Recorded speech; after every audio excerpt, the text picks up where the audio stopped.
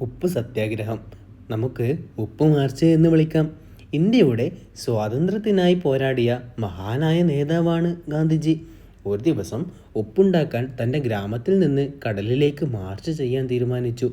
അക്കാലത്ത് ഇന്ത്യക്കാർക്ക് സ്വന്തമായി ഉപ്പുണ്ടാക്കാൻ പാടില്ലെന്ന നിയമം ബ്രിട്ടീഷുകാർ ഉണ്ടാക്കിയിരുന്നു. അവർക്ക് ബ്രിട്ടീഷുകാരിൽ നിന്ന് അത് വാങ്ങേണ്ടി വന്നു. അത് വളരെ ചിലവേറിയതാണ്. ഇത് അന്യായമാണെന്ന് ഗാന്ധിജി കരുതി. ഇന്ത്യക്കാർക്ക് സ്വന്തമായി ഉപ്പുണ്ടാക്കാൻ കഴിയണമെന്ന് അദ്ദേഹം വിശ്വസിച്ചു. അതിനാൽ ഉപ്പുണ്ടാക്കാൻ കടലിലേക്ക് മാർച്ച് ചെയ്യാനും ബ്രിട്ടീഷുകാർക്ക് തന്നെ തടയാൻ കഴിയില്ലെന്ന് കാണിക്കാനും അദ്ദേഹം തീരുമാനിച്ചു.